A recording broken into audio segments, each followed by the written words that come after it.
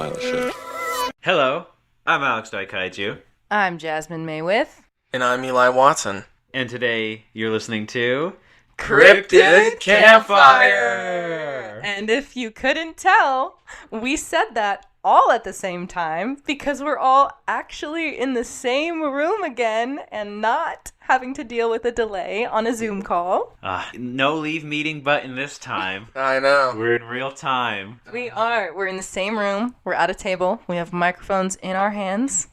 For the first time in like 3 years. Yeah. Since the pandemic started. Mm-hmm. Whoa. It's a very special occasion. There's a lot of exciting things happening today. I think the last time we were in person, we talked about puck wedgies. Was it? I could not. Yeah. I have no I think it was the puck wedgie episode. And then on top of that, today we're talking about something as equally as obscure and no one cares about. We're having a little fun today. We're doing some urban legend, spooky stories type stuff to lead us into the spooky season for Halloween. But there's actually an unexpected thing that we're going to be starting off this episode with, because let's tell everyone how we got here. So we're at Alex's house. Yeah, we're broadcasting live from the Mojo Dojo Casa House of Alex Daikaiju. Yeah. Yeah, so we all live in different parts of town now. I'm the only one who lives in Los Angeles County still. So right? Because we're not in LA County. No. No, we're not. We're in the Inland Empire, baby. Yeah. There's Sasquatch around here, baby. Yeah. maybe a little David Lynch's.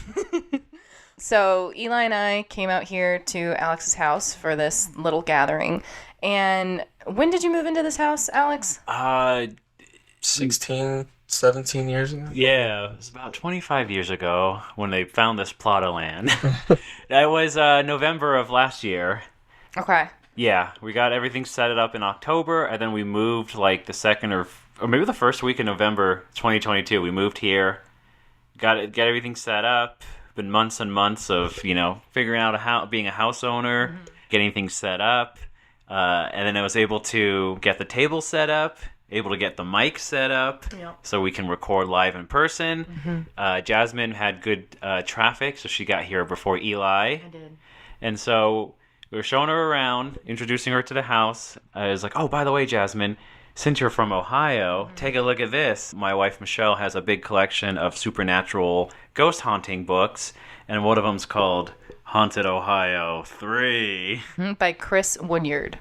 I said, Jasmine, you gotta look at this Haunted Ohio book. And then what happened? So for context, we have been to Alex's house before, but the last time we came quite a few months ago, he had just recently settled in. There was still a lot of unpacking to do. Things weren't really in order the way that they wanted them to be just quite yet. Now we're looking a little better. Things are going good. I'm getting a thumbs up from Michelle on the sidelines here. She and Alex have put a lot of work into getting the house turned into more of a home. And so I was getting like the bookshelf tour today when you pulled out this Haunted Ohio book, which of course Alex has to show me the book about Ohio. And it's like, okay, cool. It always comes back to Ohio. It really does. Campfire. That's where the cowgirls are from. The cowgirls. Cradle of Life as well, too. Yeah, Cradle of Life. But I remembered something, which I can't believe I hadn't said it to you guys before. But I guess I wouldn't have had a reason to with this book having not been in front of us before. My dad actually contributed a story to this book, Haunted Ohio 3. Let me look at the publication. So how did that go? Did he talk to Woodyard? To be honest, I don't know. I will have to ask him and maybe follow up. All I know is that I had this vague memory of my dad having a story in one of these Haunted Ohio books. And Michelle, you have two of them. You have the Haunted Ohio 3 and which one? 4? 4 as well. Haunted Ohio 3 and Haunted Ohio 4. And I wasn't quite sure which one my dad had a story in, so I texted him. So for reference, this book was published in 1994. I was 2 years old. Wow. And Michelle was telling me that she bought the books in like 2004 or something like that. So I texted my dad and I was like, hey, which of these Haunted Ohio books do you have a story in? And he said he thought it was number 3. He said it's a story about a haunted mansion. And I was like, okay, let me flip through the books.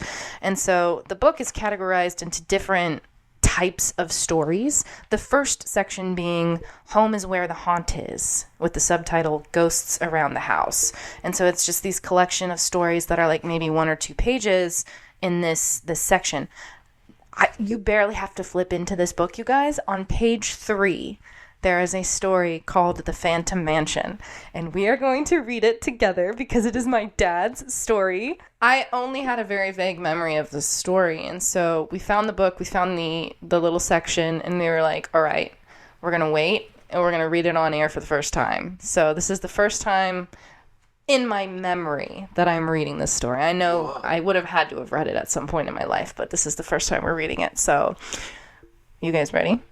I'm ready. So ready. Right. This is The Phantom Mansion.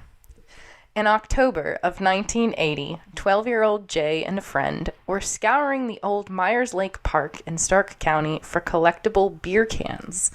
They noticed a small cabin where they found a rare bottleneck beer can. Something about the place spooked them, so clutching their prize, they left the cabin and began investigating the surrounding woods. They found a path with trees growing in a row on either side, like a tunnel, and followed it until it opened into a courtyard decorated with shrubs and a marble circle. In the distance, the two boys saw a grand old house, bigger than anything they had ever imagined. Thinking they had stumbled on the remains of the Myers Lake Mansion, which had burned down years before, they walked up to the house. As they got closer, they saw smoke rising from the chimney. Suddenly, a frail-looking woman dressed in a white gown appeared in a window. That was enough for the boys, who ran for it. After a bit, they regained their courage and decided to go back and investigate. It took several hours of stamping around in the woods before they found the tunnel of trees and the clearing. There, Jay found an empty matchbook advertising the Myers Lake Resort Hotel. In the courtyard, they found the marble circle and the rare beer can they had dropped in their flight. The only thing missing was the mansion. Whoa. Wait, this really happened? According to my dad. And he's a real guy. We can confirm this. He exists. Yeah. Jay and his friend have made many trips to the area, which is now built over, but they have never seen the house again. Jay wrote, oh my gosh, we have a direct quote from my father. Jay wrote, I am saddened by the new construction in the area because I may never know the truth about the house we saw. The only material things I have to prove I was there are a beer can and a pack of matches. The question I have is, did my friend and I look into the past, or was it some sort of ghost house? Whoa. End. That's my father. Interesting. Yeah, and I want to, because next year we're going to Small Town Monster Fest in Ohio, which is haunted. This book claims to be autographed copy by the author, but I think this is a signature I need to really get for this book. I'll let my dad know. I'll make sure he knows he has to be present at Monster Fest next year. Yeah, Damn. special guest. Jay With, the man, the myth, the legend.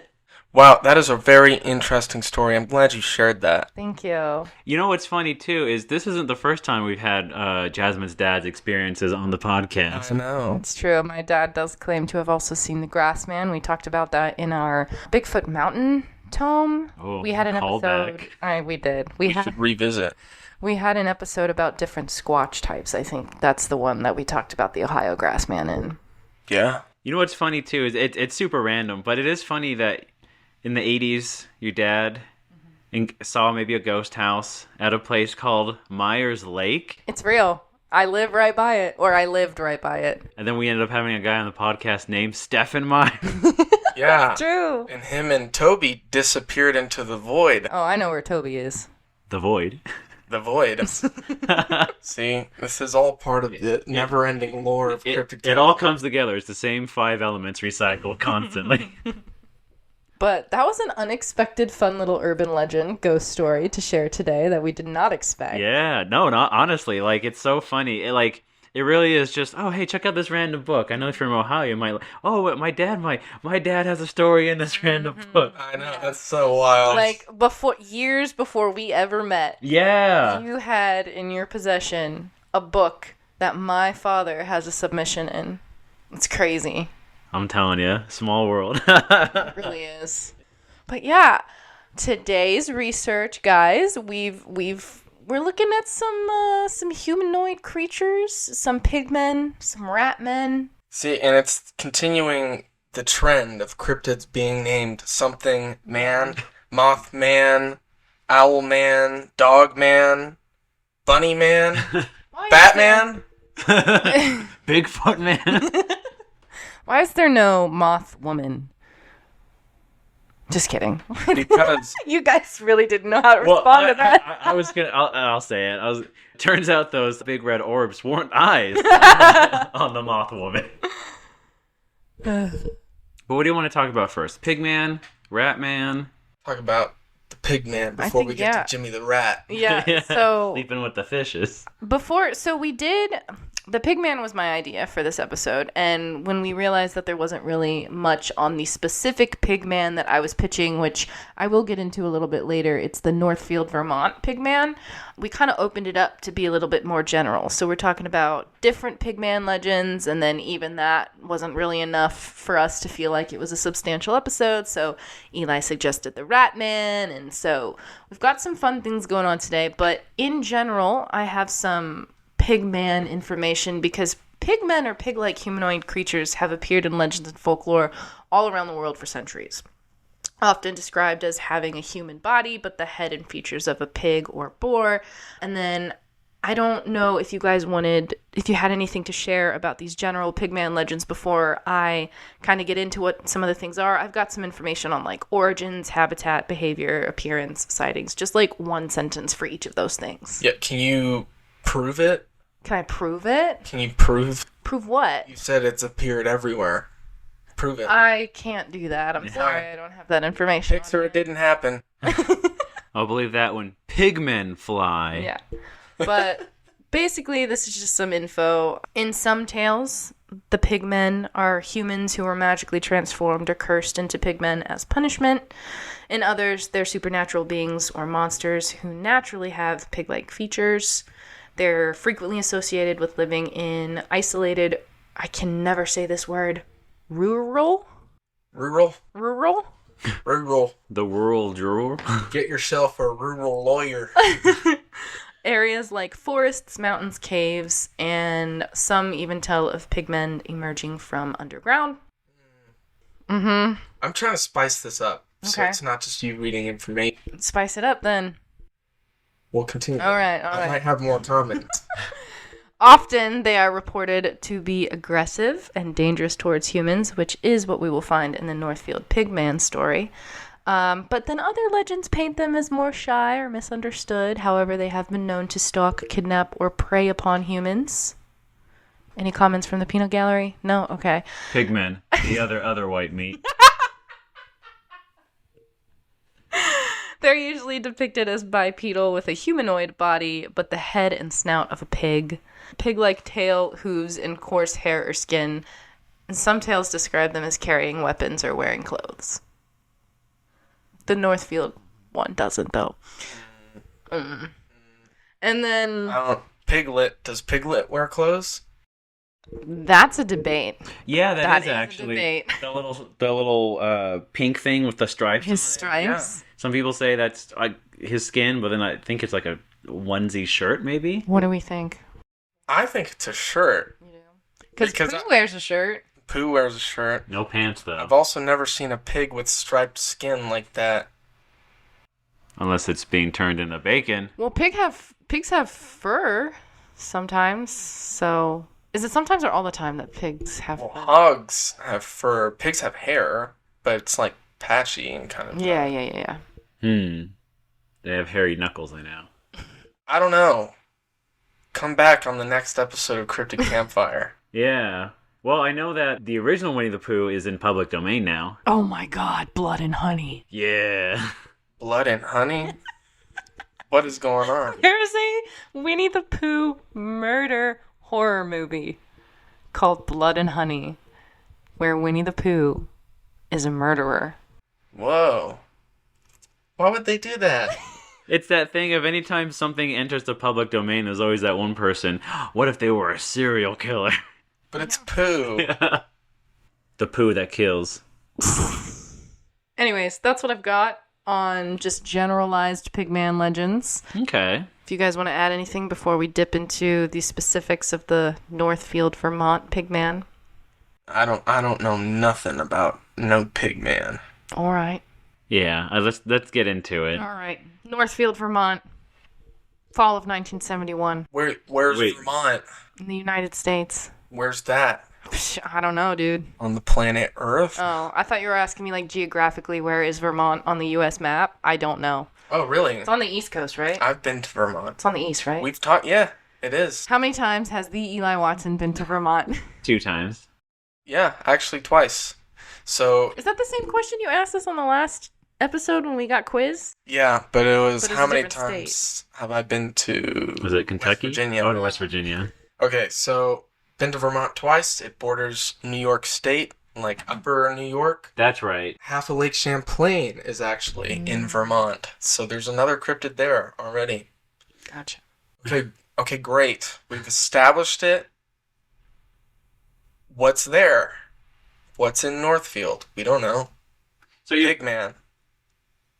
So you've been to Vermont twice. How many pigmen have you seen? 6. Yeah? Yeah. They live in tents. No, just kidding. They're like Tuscan Raiders. Yeah. Highly defensive. And they always come back in greater numbers. Oh, yeah. Yeah, Burlington, Vermont. I've been there as well. That's right on the shores of Lake Champlain. Is that where the coat factory comes from? Maybe. That's where it originated from, Burlington. Bernie Sanders is from. Really? Not to get political, but just saying. Feeling the burn. If you state the facts of where a politician is from, you are just... Oh You're out of line, mister. Out of line. There's really nice lake houses there in Burlington. Burlington's going to come up because there's a news article from Burlington Free Press about... A pigman being seen in Burlington? Not being seen in Burlington, but... Burlington's not far from Northfield, I don't think. See, I don't even know. Can you Google it? Geography's our worst subject. Sorry. Not It mine. really is. Maybe your guys's. Yeah. Yeah, it's all about... The entire world map is just a big gray blotch to me. Alex, do you know what happened in Northfield, Vermont in the fall of 1971? 1971? It's not a good sign. Well, I got 1950. Yeah. Okay, well, chronologically, sure. But, Multiverse-wise. okay, so... Multiverse. Is it a canon It's event? like... It's Yeah. So, like, I would say what happens in 1971 is, like, the first newsworthy sighting of something. And then there's, like, a conversation about, like, oh, what was it? And then there's this guy who's like, oh, I saw something too. And then everybody's like, oh, well, in 1951, this thing happened. Oh, okay. You know what I mean? You know what I'm saying? Oh, yeah. I've what I'm actually saying? been very close To to Northfield? Yeah, Burlington's nearby. Just north to Northfield is a town called Montpelier, which I have driven through. If I would have hooked a left on the road... Well, the reason I brought up 1971 first is because... Because you just There's- don't care about the order of things. No, I do, but 1951 is all speculation. 1971 is like, this thing happened. And 1951 is, this is why it happened, maybe. Okay. So, but if you guys want to talk about 1951 first, we can. What happened in 1951? Let's see. So, here's what I have. And this is a return to form in a few ways for us. We're in person, sitting at a table, got our little mics right here. Hello, everyone. The last few episodes, hard to find certain info, but today, the Cryptid Wikis came in force. Oh, yeah, here we go. Cryptid Wikis they got a count on Pigman, they got Ratman, they got all the bullshit covered. But so this is directly from Cryptid Wikis with a Z, the urban legend. Before you read it, I want to tell you what the heading in my notes is for this section. I wrote, more lore / explanations. The Cryptids Wiki is wildin'. Very. It's all over the place. So, here's what I have. The night before Halloween, October 30th, 1951. Sam Harris, a local boy who was 17 at the time, set out with eggs in hand for what he called picket night, a night of mischief. The next morning when his parents awoke and found him missing, this set off a huge search party that lasted weeks and involved hundreds of locals over hundreds of square miles searching for the boy. And was never found. Okay, this is where we get to it. Although never found, it has been said that there has been a sighting of Sam, who some say became possessed by the devil himself that fateful night. Wow. Some people saw it. Hey, look, it's old Sam Harris. What's he doing? He's being possessed by the devil. And then here we just jump off the point. Sam Harris is known to slaughter pigs, eat their entrails, hollow out the pig's head, and wear it over himself while terrorizing the New England town locals. Sam supposedly still haunts the hills surrounding Devil's Washbowl. Rumor has it he lays with the pigs too, and is known for bestiality, spawning half man, half pig offspring. Yeah. What? Yeah. This is what we like to call character assassination, folks. Yeah. No kidding. Wow. So that's like the big 1951 event is Sam Harris, local kid, goes out with eggs to, I assume, just chuck at it. So yeah, this picket night, the Cryptid's wiki makes it sound like Sam is in his own world and like he just decided one night that he was going to do this thing called picket night. But from what I found, it was a more established thing. It was like, yeah, all the teens go out the night before Halloween and they like throw eggs and they do TP people's houses and all that. It was like a night of mischief that's celebrated by the teens in the town. Yeah, so he sets out, doesn't come home. And then all the rumors start flying. It's pretty crazy.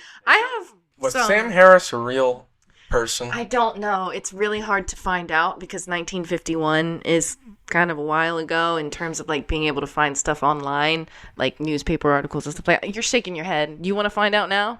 Look it up. See if Sam Harris was real. I'd have to check the census. All right, check the census of Northfield, Vermont in 1951 and tell us, well, maybe 1950. Because if he went missing before the 1951 census, then he wouldn't be on it. But, Yeah. While you look that up, I'll provide some additional information about this story. So, according to people who knew Sam at the time, and again, this is all apparently, supposedly, this is all hearsay, but Sam did apparently have a tendency for animal cruelty and had a particular affinity for slaughtering pigs and dining on their entrails. And there were stories of him carving out pig skulls and, like, wearing them as masks. Mm-hmm.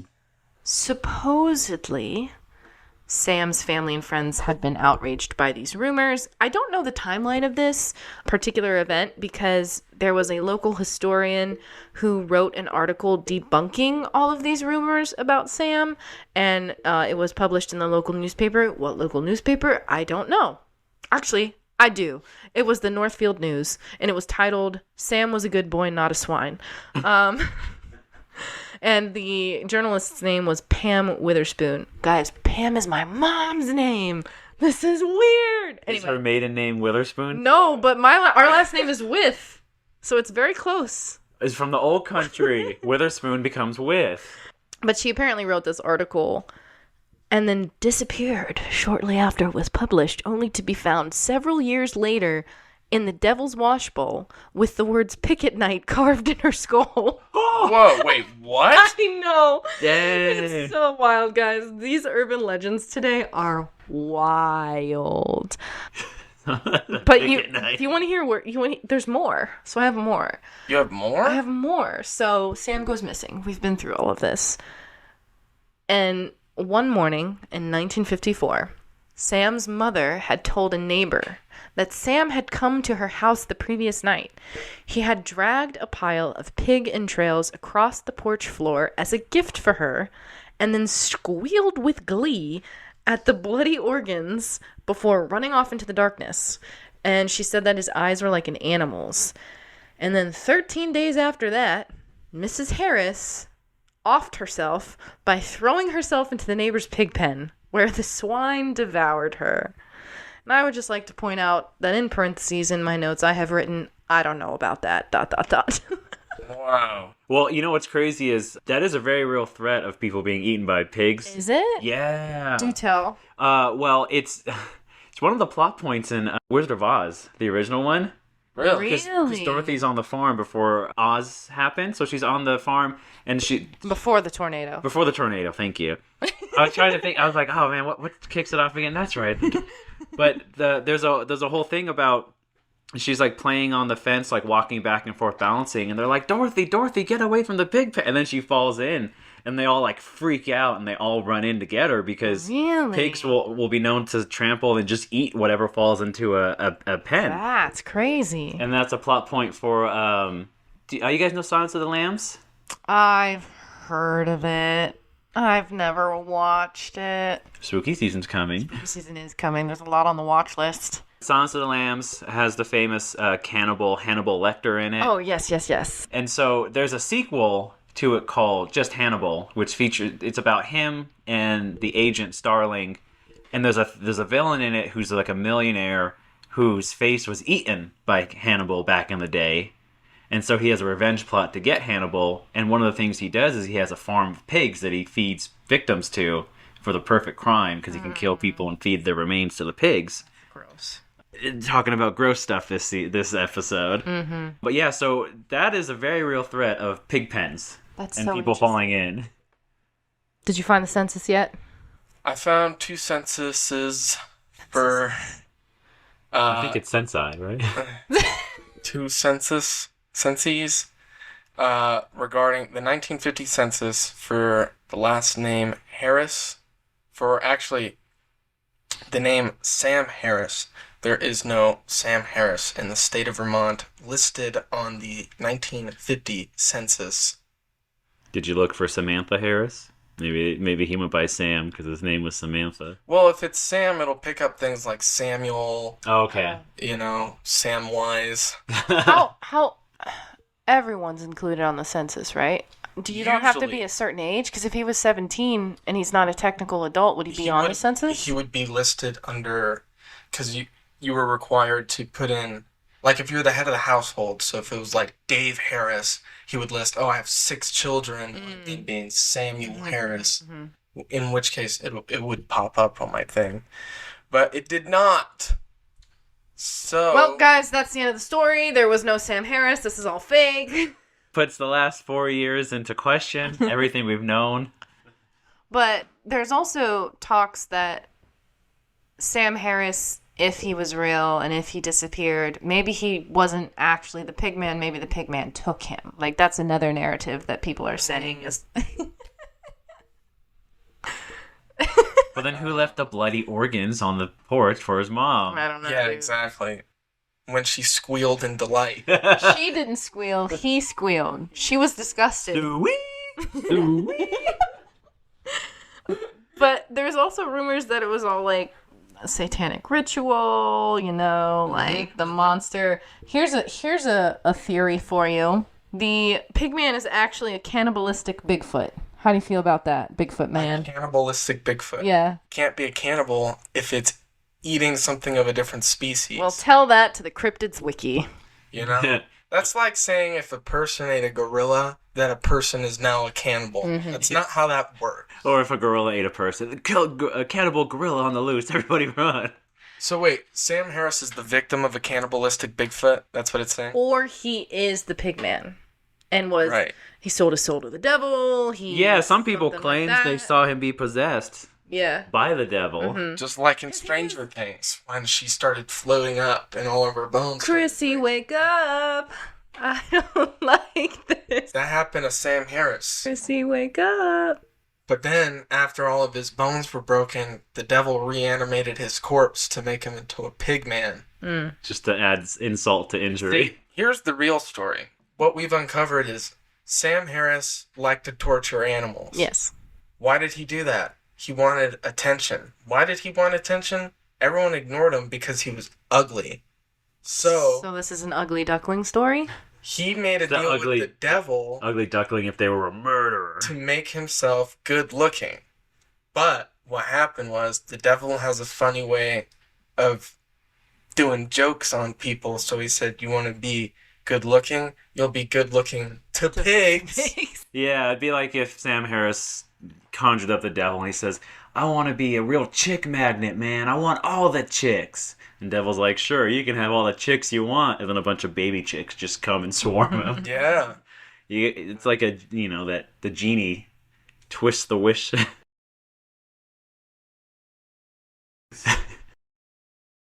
Apparently they're very handsome out there. Honestly, though, the torturing animals thing, It's like a little... it's so Stephen King, is it not? Yeah. Stephen King's stories always have some weird kid that's like torturing animals. This could take place right in Bangor, Maine. It could. Well, besides 1951? Is that when the year we were talking about? Yeah, what are you talking about? 1971? 1971 is like the first, if you don't count him showing up on his mom's porch with pig entrails. Squealing. In 1954. The first, actually no, it would be like the second sighting. So again, the order of events that this happened in, I'll tell you what happened in 1971. 1971, the high school's having a dance. Okay? Some kids are sitting outside the high school in a sand pit drinking some beers. They're hanging out. They're breaking the rules. Okay? While they're out there having a grand old time drinking their beer in this sand pit, it goes one of two ways. Either they witnessed this creature walking out of the nearby forest from the tree line, or they came upon it eating some roadkill. But either way, they saw this creature that they described as walking on two legs, completely naked, covered in white fur, with the face of a pig. So, naked? Butt naked. See, okay, I came across that report as well. Then why are you asking me what happened in 1971? 1951. Well, 71. See, this is the problem. Well, the funny thing is, like, you got a year because the Cryptid Wikis covers this. It just here's the layout of the Cryptid Wikis. If anybody knows who runs the Cryptids Wiki, yeah, tell us. We'd love to have them on the show. You have a lot to atone for, mister. We're coming for you. Because the urban legend is about Sam Harris, 1951, ends with a bombshell. Rumor has it he lays with pigs, too, just to add to the ambiance. And then we cut to sightings. Years later, some high school kids were out drinking behind the school one night like they do during a dance when ... this ... ting ... came out walking of the woods on two human legs. It was like naked and covered in white hair. Oh, oh, I'm so scared. You know, like, throw a 1971 in there. Don't say years later, because that could... that's 20 years gap that you're throwing in there. No, just a couple of years. Yeah. Well, that's the problem with this whole story, is there is a lot of overlap, a lot of details getting mixed up, which I have another thing about this that gets mixed up, but I read 1971, which was confusing for me too, because I was like, dang, 20 years is a long gap for this to happen. He was 17 at the time, now he's 37 walking around in high school naked in a pig head. Yeah. Naked. But anyway, the kids, whatever year it was, whether it was 71 or 51 or 2021, they run into the school screaming and crying, obviously very shaken. And some of the other students came out to investigate the sand pit. They did not see the monster, but they did find some of the grass and the underbrush had been trampled down, which reminds me of the Grafton monster story. But after this whole shebang, people were talking in the town, and the locals made some connections. There was a farmer who had seen a hideous naked figure rummaging through his trash a few nights prior to the dance. So he'd been at home, heard this sound, thought he was going to have to go shoo off some raccoons out of the trash can. With his shotgun. Yeah. Did he have a shotgun? That's what I read. Oh, really? I didn't read that. He thought it might be a raccoon, so he grabbed his shotgun and went outside. I was like, whoa. Where did you find this? Did you listen to this on a different podcast? No. Or did you read it somewhere? I think this came from the Cryptids Wiki. Okay, because I think that might have been said. I listened to it was like a 9-minute podcast. It was, what was it called? It was hosted by, one of the hosts was Jeff Belanger, who I'm familiar with, but it made me laugh because this is gonna be, would you call it a deep cut? I don't know if this is a deep cut or not, but if I used to be a huge Ghost Adventures fan, all right, the Travel Channel, Ghost Adventures. Jeff Belanger has worked with Ghost Adventures as one of their researchers, and I'm sure he does much more than just that, but I was listening to this podcast where they're talking about the Vermont Pigman, and there's one line of voice acting, and it just kind of like went over my head as I was listening to it because I wasn't really paying attention. But then at the end, Jeff was like giving thanks to like the people who helped him out on the episode. And Zach Bagans was the one who did the voice acting line. And I had to go back and listen to it. And I really cracked up. I can't explain. It would be such a long process to explain why I cracked up so hard, but it made me laugh. But anyways, I do believe they mentioned the shotgun in that podcast. I could be completely wrong, but I don't know. Yeah. I read a news article, an interview with Joseph Citro.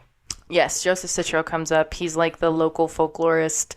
He's kind of known for talking about the Pigman. Like he's the guy. Oh, he's the Pigman. Yeah, guy. he's the guy. He's the guy. That's your whole life story. I'm the expert on the Pigman. Well, did that story say that he used the gun? Did he use the gun? No, he just grabbed it Yeah, I don't. and went outside. Well, he was hoping for a raccoon. Yeah. The next thing he knows is a naked guy with a pig head out there. That's exactly what happened. He went out to investigate, and he came face to face with this man-sized figure covered in white hair with the facial features of a pig. I will say the white hair is interesting to me. Do pigs typically have white hair? I think so. Some, yeah. I Some mean, do. the pig hair, It's like very you see, light. it's very light, probably a whitish hair. Mm-hmm. But you think it's pink because their skin is pink. My world just changed.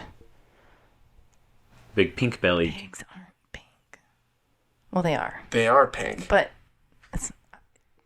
I'm fine. I understand. You okay? Yeah. Yeah. Right, Jeff? Yes. But anyways, this guy sees the Pigman in his trash. Nothing happens except he runs back into the shadows. Hey, you damn pig, get out of my trash. It's for the raccoons. Yeah. Now, I don't know. I put this in like a bunch of red parentheses because I didn't know if I wanted to bring it up or not because it feels like it doesn't flow into the story we're telling here. But there are some sources that say 6 months prior to this event of the dance and the farmer, there was another local boy who'd gone missing off of a farm. And I don't have a name for that boy, but there were talks that it might be connected. It was Joseph. Joseph Citro? Joseph Citro. No, it wasn't. That's why he's the Pigman expert, because he is the Pigman that night. Joseph Citron. Okay, great. Wonderful story. I think that wraps this one up. No, we gotta talk about the Devil's Washbowl, which I improperly thought Nash Hoover had visited in one of his Chasing Legends episodes, but I went back and saw that he went to the Devil's Punch Bowl, not the Devil's Washbowl. We gotta put a kibosh on all these devils' names for things. Yeah. The Devil's Punch Bowl, the Devil's Wash Bowl, the Devil's Toilet Bowl. I'll tell you about the legend of the Backbones Tavern, or the Devil's Backbone Tavern. What's that? The Devil's Backbone is a highway in Texas, and the Devil's Backbone Tavern is a tavern along the Devil's Backbone. It's like the gift shop. I'm just gonna name something. Yeah, let's the devil's something, you know. Hey, these big rocks over here, these are the devil's nuts. Good Lord. But they say that the majority of sightings of the Northfield Pigman, however many there are, happened around the Devil's Washbowl. And I got this information from Strangeology. We know Jeff, who this is his stuff. He wrote up an article because he's from Vermont. So he had some information about this area. Wow, is he really? Yeah. He has been to the Devil's Washbowl as well. So he says it's a class 4, which means unmaintained mountain road called Washbowl. Washball. The devil's wash balls. Wow. Washbowl Road. Which cuts through an area aptly named the Devil's Washbowl. This is where motorists have claimed to see the Pigman run across the road, and this is also where teens who've gone there to make out have run into him there as well. This is a very remote area. Make sure they leave room for Jesus.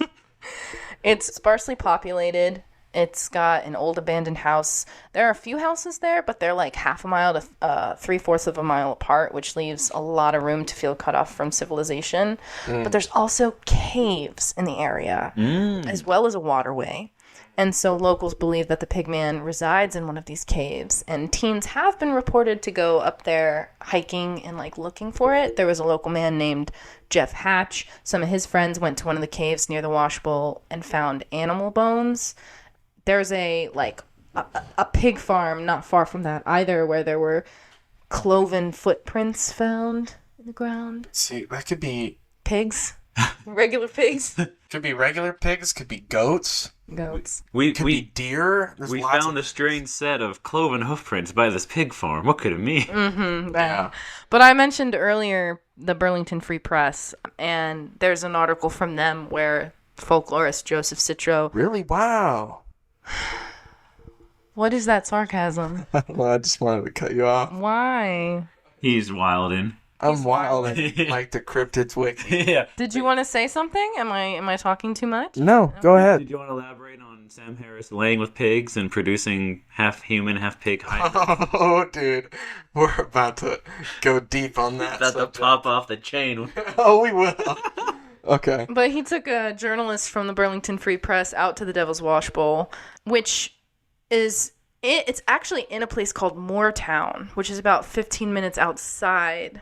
This is the article I read Okay. that describes the farmer grabbing his shotgun. Is it? Yes. Okay. I don't And know why I didn't remember He that. took the journalist to a spooky little house. Yeah. Yeah, like an abandoned farm. And the journalist got scared like the little wuss he is. I'm pretty sure it was a female. Oh, well, that changes things. Well, it's funny to think because, you know, journalism is such a big wraparound of, you know, if you're a journalist, you probably went to school for journalism to like, here's how, if you're in a situation, here's where you're looking for. You want to look for the facts, you want to look for the scenario, and you want to try to maybe craft some kind of narrative for the newspaper, radio, whatever you're doing it for. You imagine a successful journalist is, especially for like a small town newspaper, I'm covering the bingo hall restoration down in so-and-so. We're covering the parade for Thanksgiving. I'm writing some new Sudokus for the Sunday paper. Hey, do you want to go out in the forest and hunt a pig man with a farmer in a spooky house? And just like, this is outside my wheelhouse. Let's go. Oh my God, this is terrifying. I cover rec room centers. What's happening? Yeah. Wow, my Google Drive Notes app just scrolled me all the way to the top of... It said, hey, Why Jasmine, did check you this put out. it all in one? That's her manifesto. I know, for real. The day she goes missing, this is going to be released to every major news article. Here, let's reveal the curtain a little bit. So, what I would do if I were to take notes in Google Drive is I would create a new document for every episode. What Jasmine does is she creates one document for the entire tome. Yeah, And it's true. what's the longest one you have? Oh, God, I don't know. I would have to go... I'll get back to you on that. I'll look it up, and I'll let you know on the next episode. Okay. It puts the best of times, the worst of times to shame in terms of page count. Yeah. Okay. I have one more crazy story about the Northfield Pigman. If Another one? Yeah. Listen, when I thought that all we were talking about was the Northfield Pigman, I looked for stuff, and I found stuff. Okay, alright. So we've got Reddit user. Oh. This is the good stuff. The last credible Reddit user. Reddit user William Dalphin. This is on... Correct me on the proper Reddit terminology. When there's a board, like if it's called No Sleep, like is that That's the the No subreddit. Sleep subreddit? Subreddit Alright. sleep, yeah. Subreddit No Sleep. This art, I don't know, maybe I just don't know how to read Reddit, but it said the article was posted in January of 2015, but right beside January 2015, it also said 11 years ago, which made my brain glitch because I was like, listen, I know time is going by very quickly, but I also know 2015 was not 11 years ago. Yeah. So I don't know if maybe it was originally posted 11 years ago and then it was edited in January 2015 or something like that, but... Anyways, this guy's sister, this guy's sister and a couple friends went out to the Devil's Washbowl their senior year. I don't know exactly what year that would have been or how old, his sister. Well, if it was their senior year, I have an idea of how old his sister was, but I don't have. Maybe it was 16 years ago in 2018. Huh? I'm making a joke about how confusing, because you sent me a picture of it, and it was very confusing. It was confusing. So. Anyways, let's get to the important stuff, the story itself. So the poster, was only 8 years old at the time. So he was not present for this story. It was just retold to him. His sister and her friends, they had taken camping gear and sleeping bags and flashlights and everything up to the caves because they were going to go explore. So depending on who you ask, there were either 6 or 8 people there total, and they were all coupled up. So each pair chose a cave to go and explore and camp in for the night. And while his sister was rolling out the sleeping bags, her boyfriend was trying to start a fire. And then they heard some shouts and screaming coming from one of the other caves. So, of course, they run out, go find the people who are screaming. And they found the female friend curled up in a ball in the farthest corner of one of the caves, while her boyfriend was nowhere to be seen. And she had told them that the Pigman had come trudging into the cave, completely not caring about their presence, like completely unthreatened. And the guy had started shouting at the Pigman, and the Pigman casually picked up a large rock and struck the guy in the head, knocking him unconscious, picked him up, slung him over the shoulder, and left the cave just moments before the other kids had arrived. Oh. Whoa. I was a teenage bride of the Pigman. Oh, no. And nobody had seen the Pigman exit the cave. Like, as the kids were arriving to the cave, they did not see the Pigman leave. They, just missed him. But what they did see was the rock lying on the ground with blood on it, and then bare footprints in the soft creek mud outside. So the girls went back into town and went straight to the police, and the boys grabbed their flashlights, and they made makeshift weapons to go out in the woods and try and find their friend. Footprints disappeared at the edge of the road, so they lost the trail. Apparently, search parties were sent out, police and canine units, a whole big coordinated effort, including other adjoining townships' police forces. But a couple days later, some articles of the guy's clothes were found by a search dog, and they had been left torn and scattered in an abandoned farmhouse a town over. Then, the missing teen's photo was put up in the area, and one guy had come forward saying that the other night, he'd awakened to the sound of someone lurking outside his house. He checked out his kitchen window, and there was someone rummaging through the trash can by the garage, and the person was only wearing a faded and ripped pair of jeans. So when the man turned on the porch light, the intruder looked up, and it had looked just like the kid in the photo, but the only difference was that this kid now had a body covered with white hair, and his eyes looked kind of hollow. Now, if you ask me, sounds like there's some overlapping details from a story we told earlier in this episode of the farmer who saw the Pigman rummaging in his trash. Yeah. So I don't know how true any of that is or how credible any of that is. Also, we can throw in the fact that this poster is also a horror author. So Yeah, that's what I was going to say in the beginning is I'm pretty sure the subreddit No Sleep is for fictional. is it? Like the Russian sleep experiment. Well, I double checked on Reddit, right? The official description is for people to share their scary personal experiences, but I'm pretty sure the major consensus is people go there For fiction. to post fiction. Creepypastas, if you will. So, Well, he wasn't completely original if he stole that rummaging through the trash line, so. Yeah, plagiarism. yeah. We got you. But I will say there's also a couple blogs out there that some anonymous people have left comments on, and I'll just read one. It says, it's from Anonymous, and it says, I know about Pigman. Leave it alone. Sam I knew almost 50 years ago. He is alive and suffering. Please forget this story. He is a man who knows, and he will kill you. Whoa. I was going to say, yeah, because I did some quick math, and so it's 2023 now, so we're talking about a story from 72 years ago, 1951, and if Sam was 17... He would have been born in 1936. 1936, so he's 17 at the time. He'd be 89 years old today. So Sam, if you're out there listening, apparently you know, Apparently drop it or you will kill us. 89-year-old man walking around naked in devil's washballs. Devil's washballs. There is some fun stuff, though, about the Pigman. So Northfield's Good Measure Pub and Brewery had a Pigman Lives beer. And then there's a Northfield sock manufacturer called Darn Tough that's got Pigman art and apparel as well. They have a whole... on their website, they actually have a whole little paragraph about the Pigman. Is it factual? Is their paragraph factual? I mean, it's factual in the sense that they're restating everything that we've already talked about. And I like how they end the paragraph. It says, if the Pigman is indeed a lost Sam Harris, a missing boy last seen with a grip of eggs allegedly meant for tomfoolery, he has endeared himself to a town and a bit beyond. But did you want to say, there was something about Joseph Citro that I remember you saying about how, what's the quote where he said, it doesn't matter if it's true? Oh, yeah, that article from the Burlington Press, Vermont. Burlington Free Press. Yeah, that one.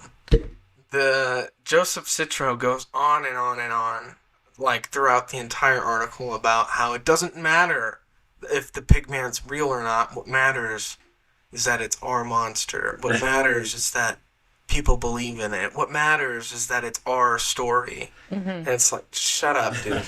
He said it's a wonderful story. It's almost as if this is a story that's sort of collectively written by a lot of people around Northfield. It doesn't matter if it's true. It's our story. See? Well, your story involves bloody intestines and bestiality and half man, half pig monsters. I don't know. I don't mean to sound disrespectful by saying, shut up. Shut up, shut up, shut up, shut up, shut up. I don't know. Oh, it's like we were just talking about the Iceman last episode, and the guy was like, "Listen, I got this from Mr. X in Hollywood. It's a real deal, penguoides of a Iceman." And then halfway through, he's like, I don't know if it's real or not. Who cares anymore? Moving on. Give me your money. It's like, it does matter. Well, for a thing like that, I feel like it does matter. But with a thing like the Pigman, yeah, the stakes are a lot lower. Much, much, much lower. Yep, as low as the Devil's Washbowls. You know what was fun was... I said washball. Washball. What's been nice is wading back into Cryptid wikis with a Z. Oh, It's just the comments. Because it's funny is the Pigman has like 19 comments on the page. The most comments I've seen in a while on an article. A lot of them are all pretty silly, like, who wants bacon? You know? I like my Pigman like I like my bacon, extra crispy. But there's two comments that I think are pretty funny.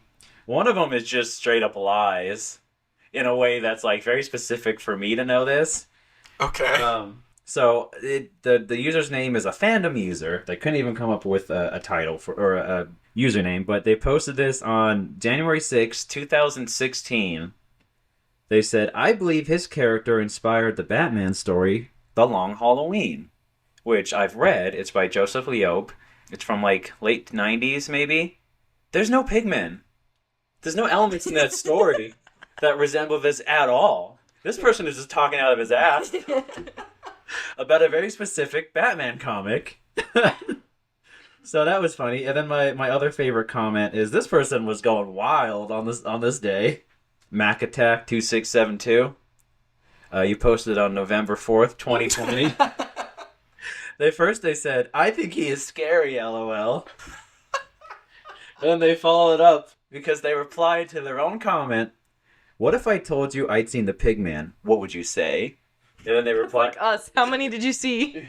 Well, they replied to themselves, oh, go look in a mirror. Good one. Wait, this is so that's funny. all the same It's person? all the same person talking to themselves.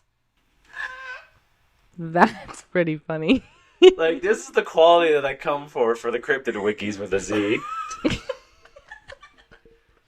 That, and then the one last comment that I enjoy before we move on is What goes on in people's heads when they respond? I broke Eli. Dude. Dude. He's got the giggles. Get big time. I at him now, too. Okay. I see this all the time and it cracks me up. But here's... Okay, you gather yourself while I say this. I was watching some of my own YouTube videos last night. I was going down memory lane, and I was watching a video from when I met Zach Bagans and Aaron Goodwin from Ghost Adventures, and I've realized that the way that the format of YouTube has changed over the years, it looks like you're talking to yourself in the comments, because it didn't used to be that you could reply directly to a comment. It used to be you just comment next. Yeah. So like there's and the way that YouTube is formatted now is the user who posted the video, their comments are all at the top of the page.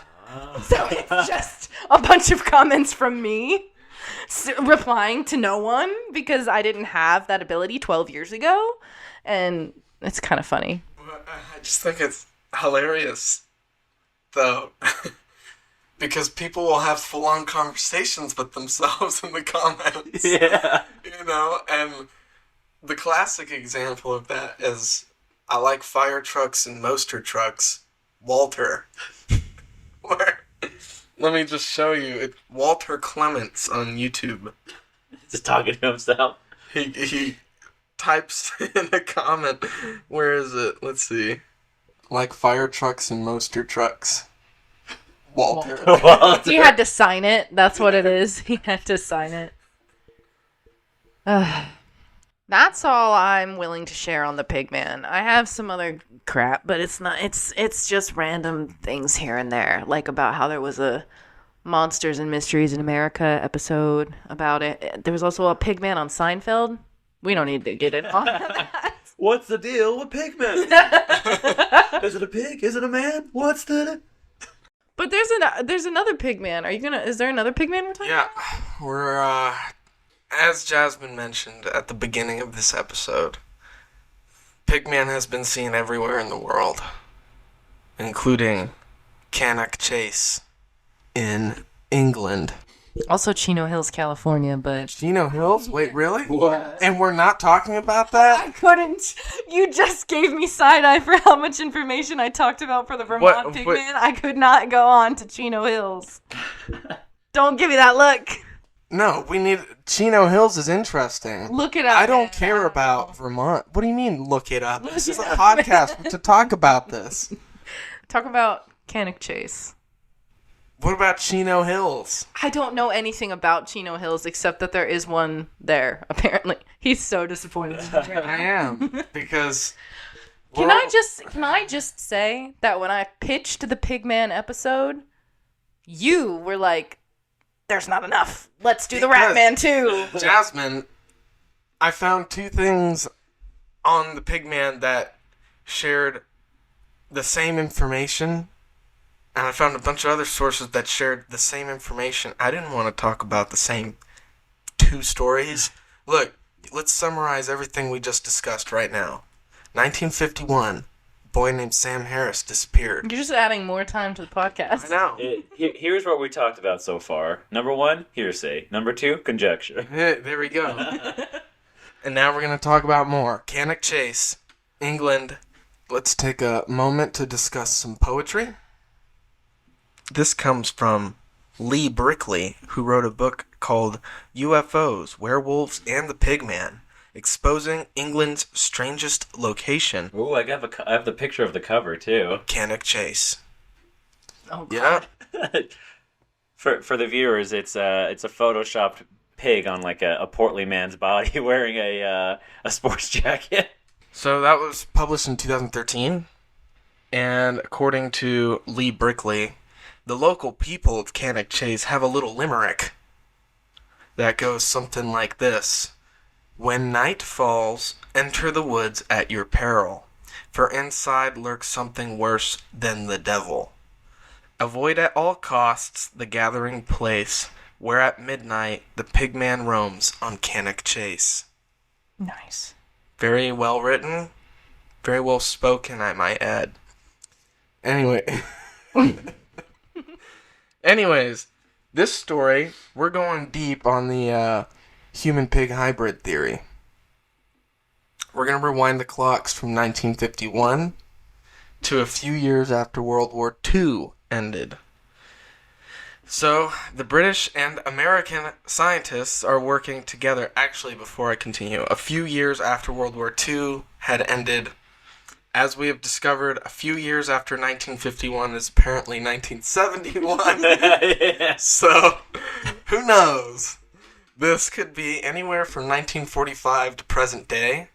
So, we don't know when this occurred. So, the British and American scientists were working together to conduct a series of experiments.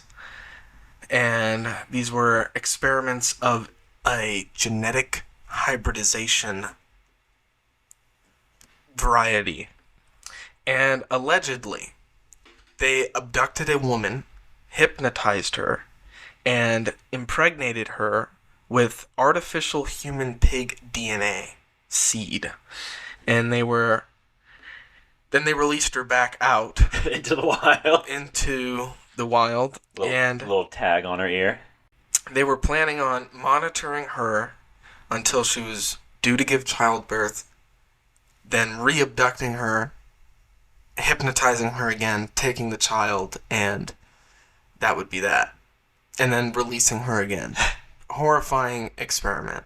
However, they monetized her. They monitored her. They monetized it on YouTube. They gave her ads. They gave her ad reads. The next YouTube video, you can see the YouTube title now. We impregnated a random woman Mr. Beast, we impregnated a human pig hybrid. for $90,000. Anyways, they monitored her for 10 months, and she showed no sign of pregnancy, nothing. And they were like, bummer, that failed. We abducted this poor woman for no reason. However, a year after those 10 months had gone by, so we're looking at now 22 months after the impregnating, right? That's how that math works. Yeah. Okay, 22 months later, she did become pregnant, and she was due to have childbirth, and her parents threw her out because they thought, she was out there in the streets without wedlock.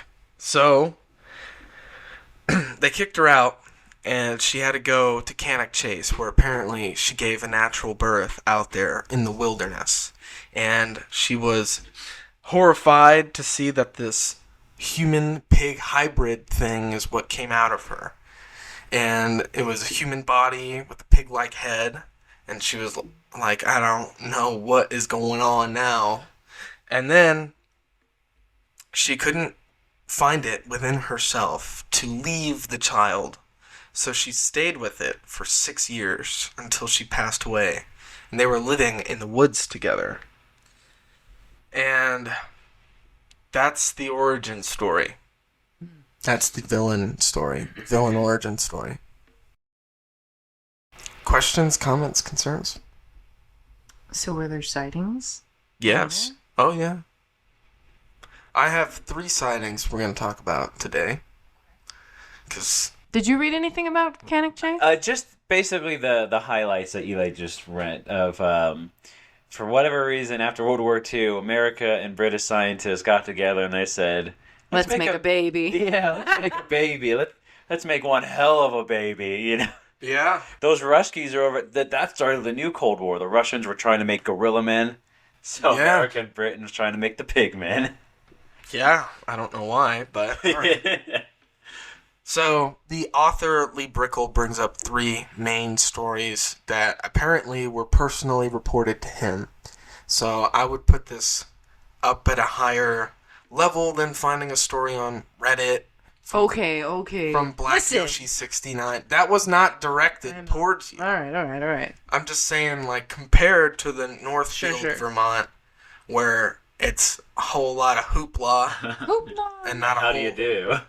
Yeah, not a whole lot of substance. We're getting now down into the grits. I had grits for dinner today. Yeah, she put jam in it too. I've never seen such a thing. did. So, apparently these were reported to him. However, I don't, full disclosure, I don't know anything about Lee Brickley.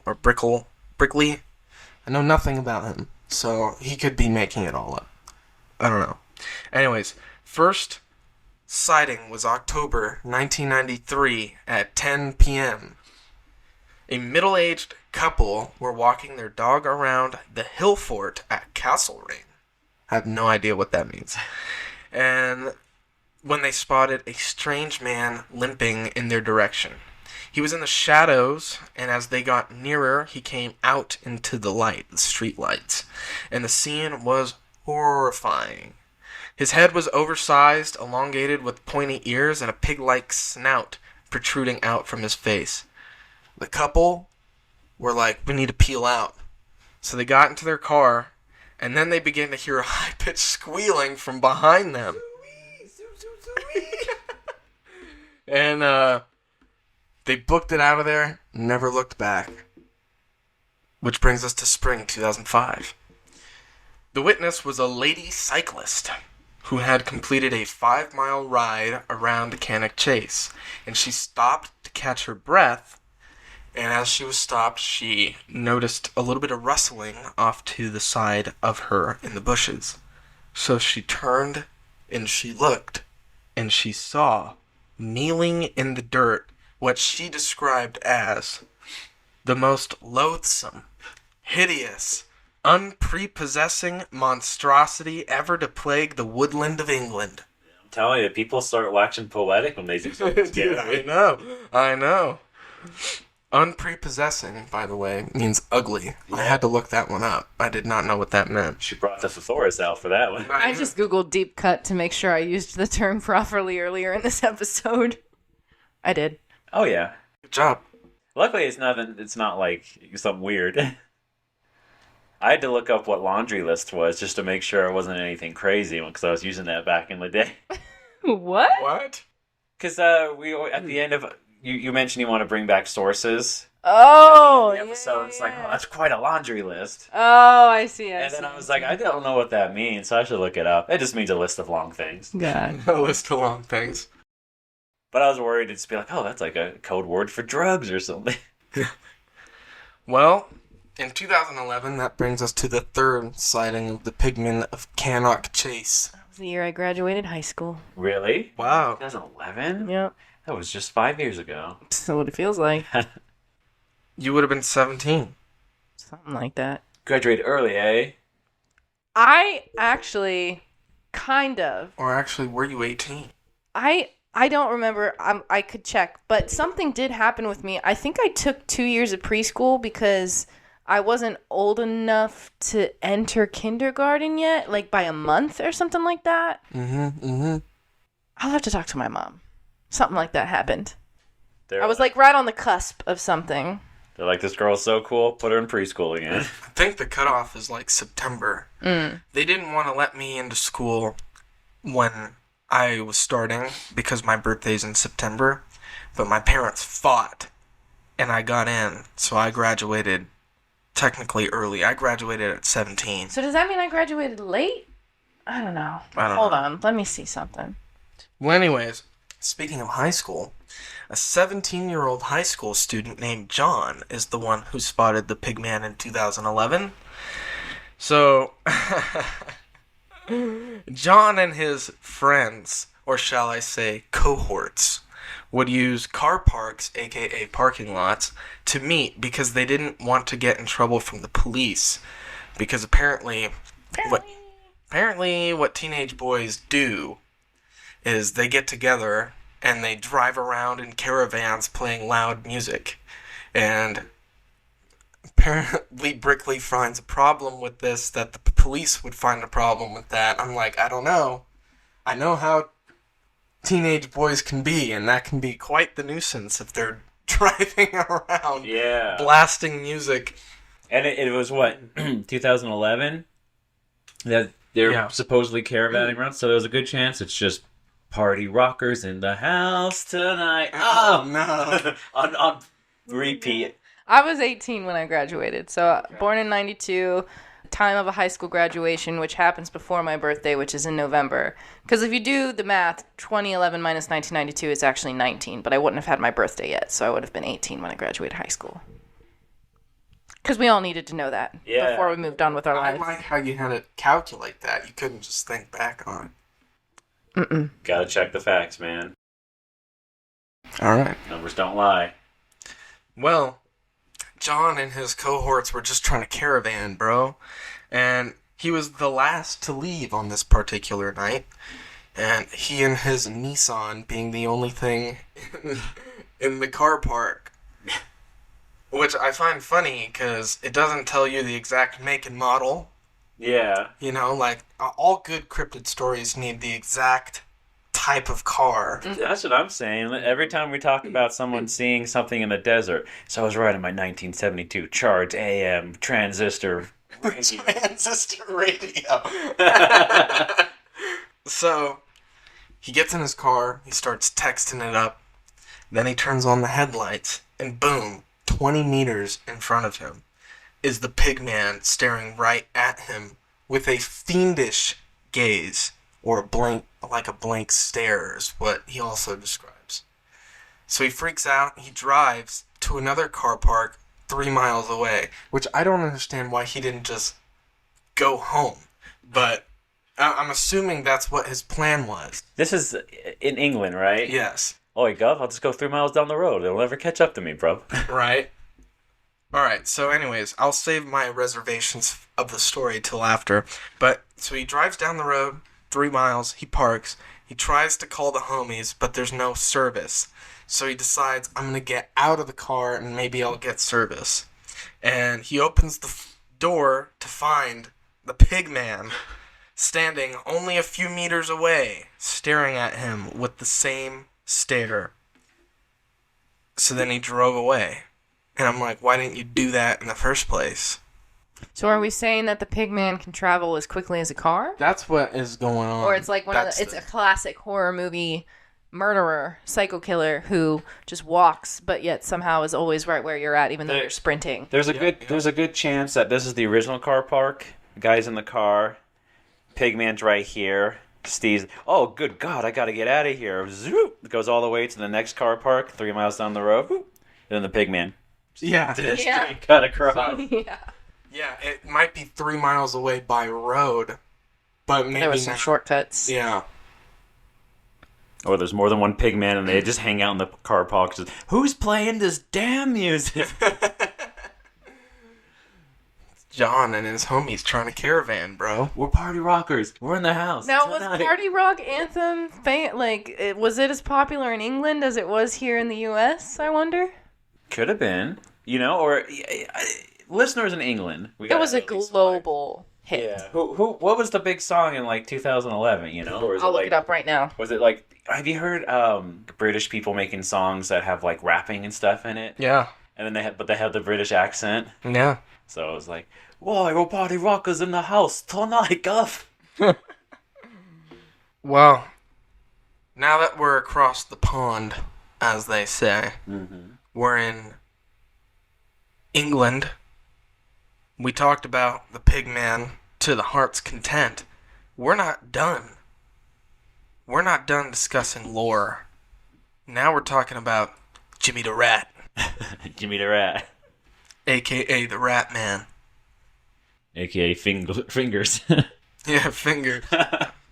Is this in England as well? Yeah. Oh, okay. Let's see. The Rat Man. It does say right here, what song was number 1 in 2011 UK? It says, We Found Love spent the longest time at number 1 in 2011 with 6 weeks on top of the charts. But I don't know who sings that song. So then look up the song.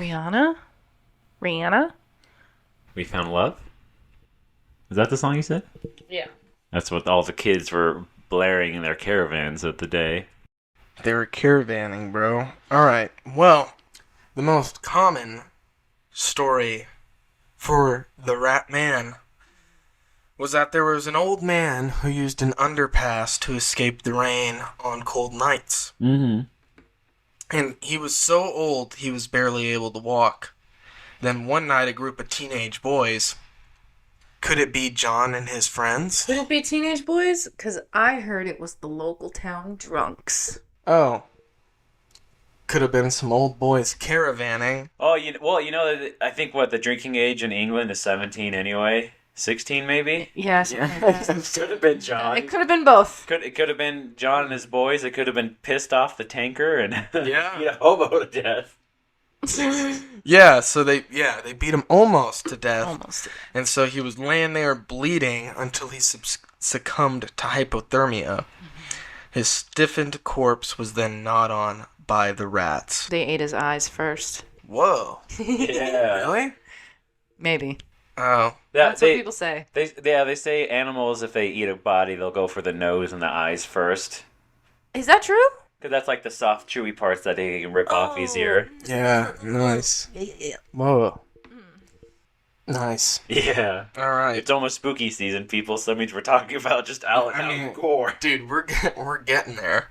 I mean, well, dude, what did we talk about last episode? We talked about the corpse of a body of a penguoides. of a pongoides. With his brain shot out. Little eyeball hanging out in a block of ice, just blood shattered everywhere. Yeah, exactly. And he only had to pay 3 cents back in 1965 to go see it.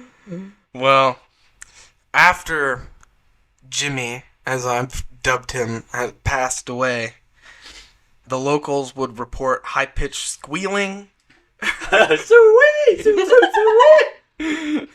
There's a lot of parallels here. A lot of squealing in these episodes. And the sound of nails dragging along the walls. And they would say, "Do you hear that? It's Jimmy the Rat." They also had visuals. There's reports of visual apparitions. Oh, you came across... Okay, tell me. Okay, all right. Because I don't know. Well, all it is that some people say they see glimpses of him, and I don't.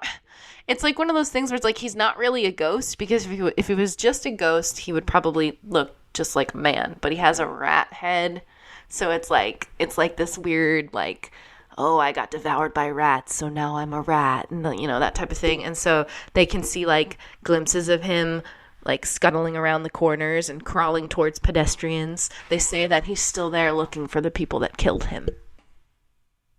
Wow. Or beat him to the point that he died. Yeah. There's an alternative story, though, for the Ratman legend. There is.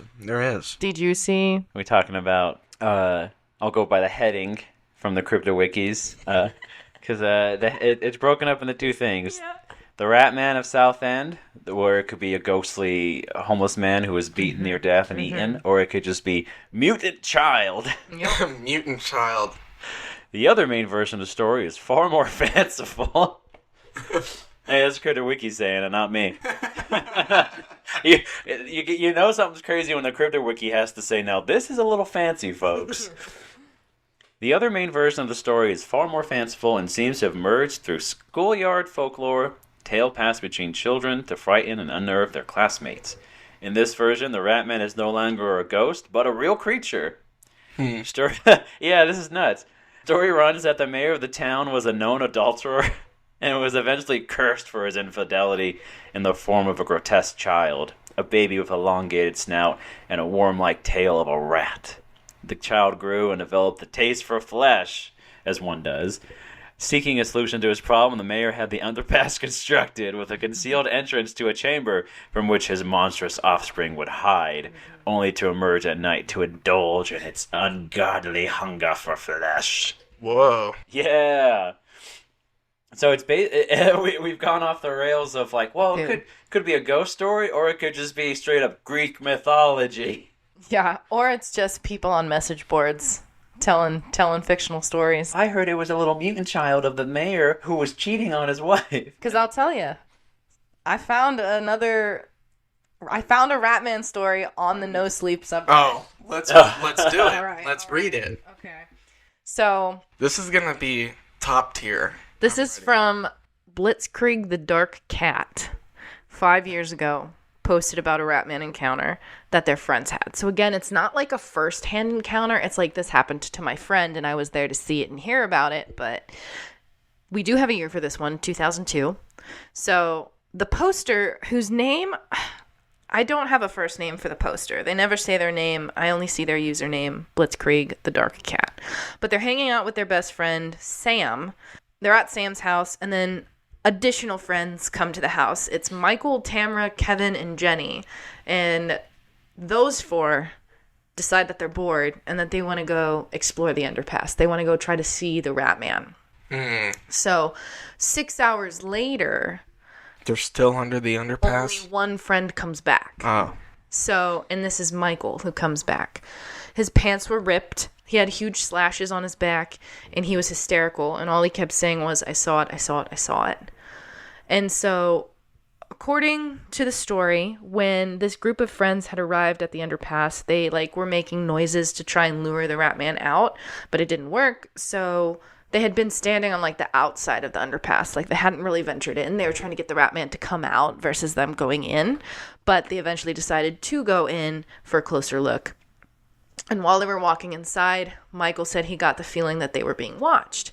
So he stopped and told everyone to be quiet, and he looked around to evaluate the situation. And then he saw 2 eyes staring at him from off in the distance that seemed to be reflecting the light of their flashlights.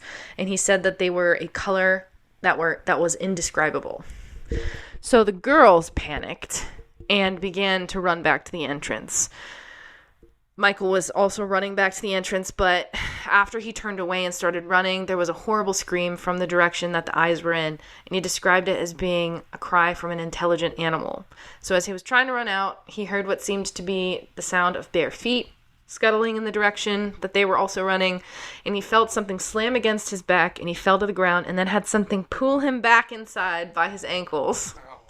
And then this is when the girls began throwing rocks. Now, I say the girls because that's what the story on the thread says. But at the beginning of the story, it said that there were 2 girls and 2 guys. It was Michael, Tamara, Kevin, and Jenny. And Michael's the one that this is happening to, and I'm assuming that the girls are Tamara and Jenny. Where is Kevin in any of this? No idea. They never mention Kevin. They never say anything about another guy being there. It's just Michael and the girls. So Kevin booked it a long time ago. I don't know where Kevin's at. But the girls start throwing rocks, and then eventually it lets him go. And so Michael said he would never go to the underpass again, but the poster and Sam decided to go back for a second look. They took a pair of shotguns, and when they got there, they saw blood on the concrete and several scratch marks by some large animal leading outside, which is also similar to the story we told about the Pigman who smashed a rock over this guy's head, and that was there. And anyway, So they looked for it, couldn't find anything else, went back home. Well, good to know rocks work well against the Ratman. Yeah. Oh, you nasty Ratman, take this and this. And they start throwing rocks at. As a 100% factual story, I believe that. Yep. I believe it. That happened. Mm-hmm. All of it. It's all true. Because, trees have energy. And Sasquatch needs energy to manifest. It's just the type of Sasquatch. It's those rare rat-headed Sasquatches that live in England. But it's like rats, like underpasses have energy. And rats need energy to manifest. Have you guys ever heard of a rat king? Yes. Yeah. Yes. Yes. Okay. Tell us what a rat king is, and then I'll tell you why I freaked out. Okay. So, Ratman, but Rat King, they say that you mostly can see them in New York because they have such rodents in the sewers and everywhere. What happens is the tail of a rat will get wrapped into another one, and then another, and another, and due to just the tail's wrapping, grime, poop even, it conceals together, and you just get a giant moving ball of rats all attached together that say they can run faster and they can devour a human quicker. Wow. Because they're all together. It's the big giant Rat King. Now, the reason that I learned about a rat king for the very first time is because I had a very small part in a music video by the band Counting Crows. They did this, they called it a suite. So the album is called Butter Miracle, and it's like the music video for these multiple songs is a 25-minute long thing. You're in that. I am in that, yes. But I said that at the top of this. Yeah. I'm very tired. It's okay. You'll be fine. You're going to make it. Working his booty off. He has. The story of this 25-minute music video is about a band that has Rat Kings in the title of the band. I don't remember the guy's name. It's someone and the Rat Kings. and I really wish that I could pull it up right now and figure it out. Bobby and the Rat Kings. Found it. Bobby and the Rat Kings. But I was in elevator booths, so if anybody is feeling like looking up a 25-minute YouTube video, music video from Counting Crows, I'm in the second song, elevator booths. It's a very small part, but you can see me. Yeah. That's how I know what a Rat King is. Now, that's so funny. do either of you have any more to share on the Rat Man? Nah, dude. I don't think so. Okay. Why, you have more? I'll finish us off with a fun story. I have a couple other things, but I'm just going to tell the most exciting. So I was on a video call with my parents a couple days ago, and I just happened to mention that we were doing our podcast in person and that we were going to be talking about the Pigman and the Ratman and whatever. And my dad overheard, and he looked at me and he said, "Hey, if you find a news clip of a journalist in a sewer with a Ratman, just know that it's from a movie and it's not real." And I was like, "Okay, Dad. Thanks. I'll remember that." But out of curiosity, I wanted to know more. He had sent me a video of the clip, and it is just this journalist down in like what looks like either a really dark underpass or a sewer, and she's talking to this guy who's like covered in this like black goo, and she's like, "What's your name?" And then he just like starts muttering "Ratman" over and over again, and then he like pukes some black stuff from his mouth. It starts draining out. But I watched that and I was like, oh yeah, that's obviously from like a movie. But like I said, I wanted to know more. And I found out that it's a clip from this 2021 found footage horror anthology film called VHS 94. Oh. Yes, I was hoping that you guys would be familiar. Yeah. Have you seen any of them? No. I've seen the first one years ago, but I haven't seen, because there's like 10 of these VHS movies. There are quite a lot, and it took me a minute to really understand exactly what it was. Now, this Ratman story is not at all related to any of the Ratman stories that we've told today, but I thought it would be fun to mention and pull up because it's pretty crazy. So I want to watch this. I want to figure out where I can watch it fully because I did watch some clips from it. But the film's segments are presented as a series of cassettes found by a SWAT team. And there's a frame narrative as they advance through like this abandoned warehouse containing remnants of ritualistic cult mass suicide. And it's pretty crazy. But so it's almost... Why did you laugh when you said that? Because it's crazy. Because it's almost... You know how we were talking about this book at the beginning and about how there's these sections that have smaller stories. So there's these stories are grouped together. That's kind of like what this film is. It's a film of multiple stories and films in one thing. But the one that the Ratman is in is called Storm Drain. And it's about this TV reporter and her cameraman who go into the city's sewer system looking for this Ratman creature who lives in the shadows. And it gets wild. I saw a clip of when the Ratman like is exposed. Like you see the monster. Dude. Scary. It's scary. It's wild. It's creepy. But the best part about this, guys...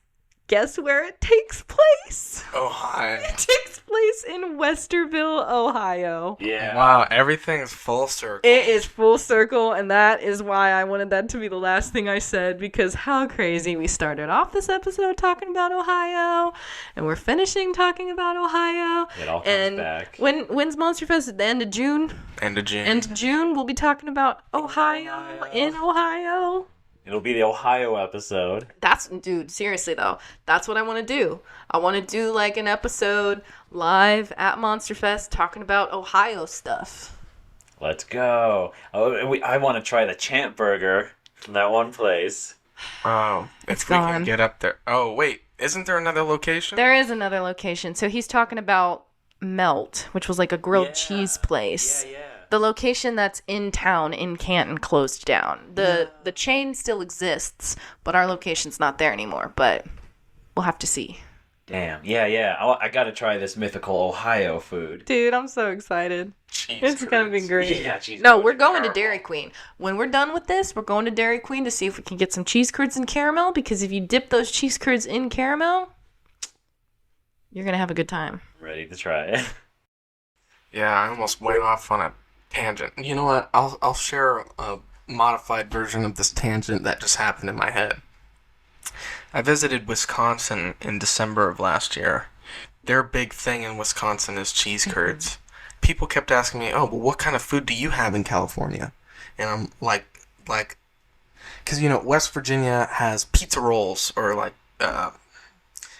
think they're just called pizza rolls, where it's just like rolled up pepperoni, or pepperoni rolls, or interesting. and they just rolled up pepperoni inside bread. And then Wisconsin's got cheese curds, and some places have certain things. Yeah. And they kept asking me, "Oh, what do you eat in California?" I'm like, everything. Yeah. Everything. And then they're like, "Oh, well, you probably don't have cheese curds in California." I'm like, we got cheese curds in California. Have I ever eaten cheese curds in California? No, because I don't like cheese like that. You will tonight if Dairy Queen has them in stock. You're going to be blocked up for this week, sir. Yeah, no kidding. But yeah. Yeah, so that was the tangent that happened inside my head. That's so funny. Just the audacity of people. To assume that California doesn't have a certain food. Yeah, it's like, you clearly have never been here. You can get anything in California. You can get anything. You have to look, but it's somewhere. Mm-hmm. We got cheese curds. We got pizza bagels. I'm sure somewhere has pepperoni rolls, whatever. Oh, I'm sure. Or you can make them yourself. Apparently they were made for miners.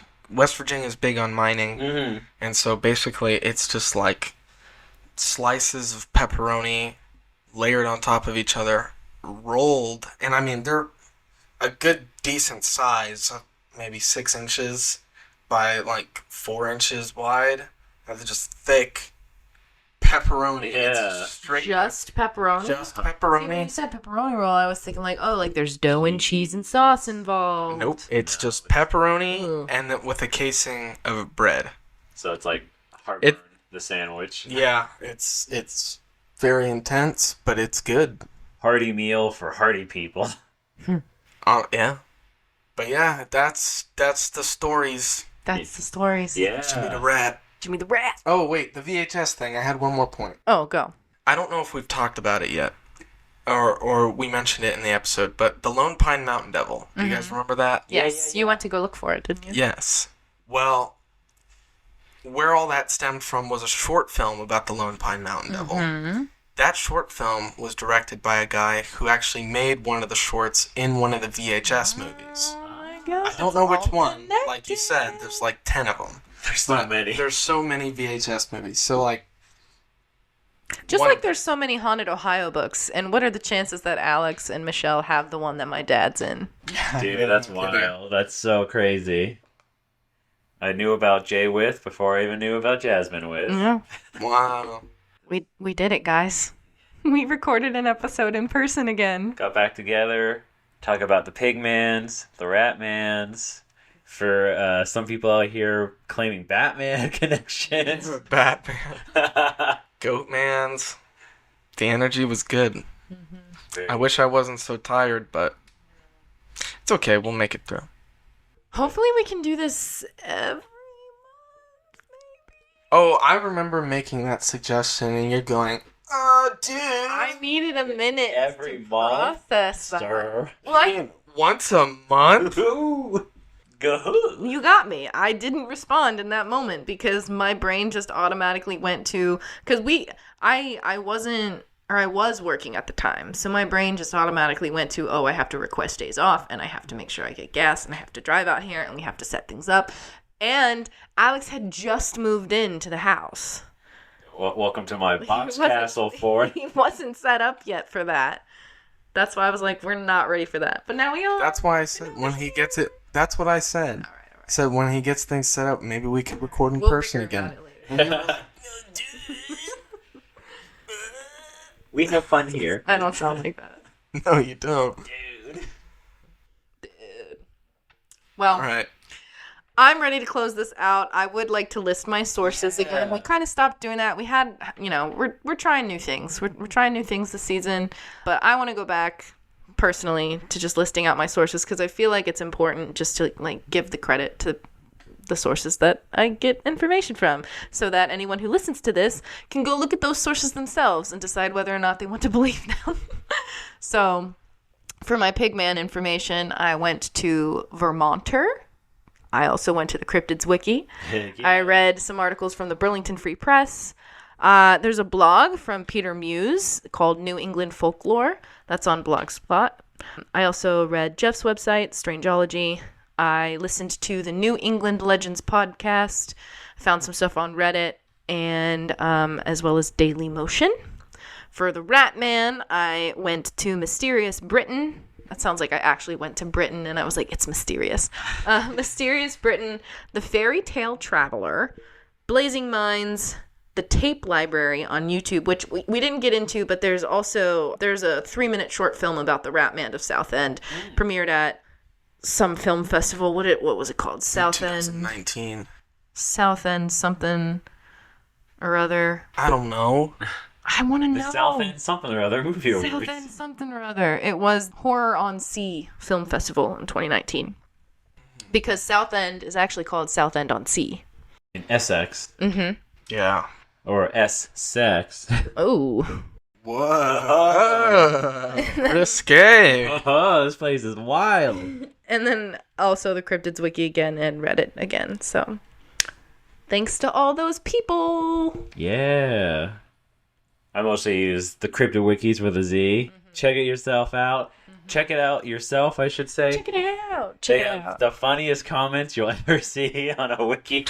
It's so good.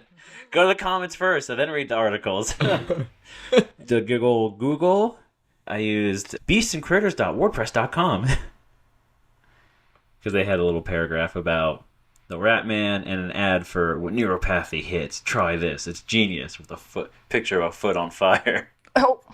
Oh, wow. Yeah, look at that. I used Cryptids Wiki. Nice.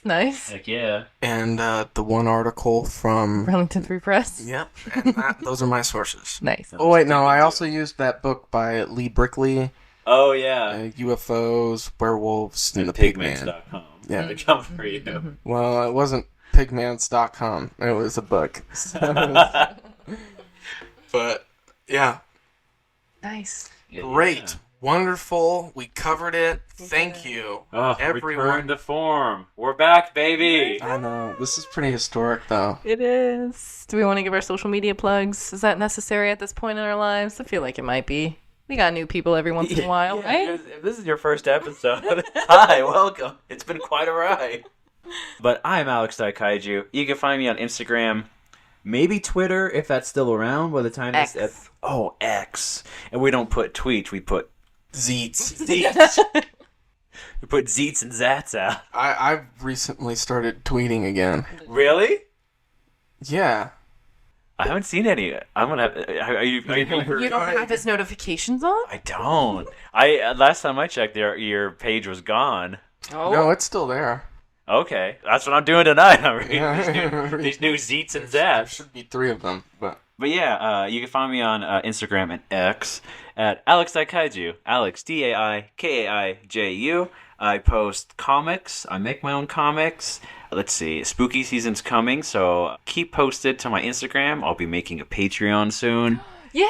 Yeah. For the official release of the newest Godzilla vs. Clifford comic, Inferno. Nice. Yeah, it's going to be a long-form, crazy comic. It's going to be insane. I have 300 pages plotted out already. Holy crap. I gotta say, I have a small collection of Alex Daikaiju comics on my bookshelf at home. It makes me feel pretty cool. Yeah, jump the wave. It's growing, people.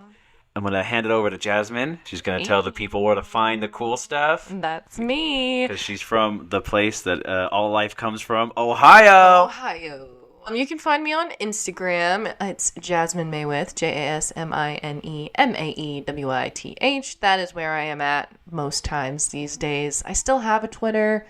I'll get a notification. Yeah, I have an X.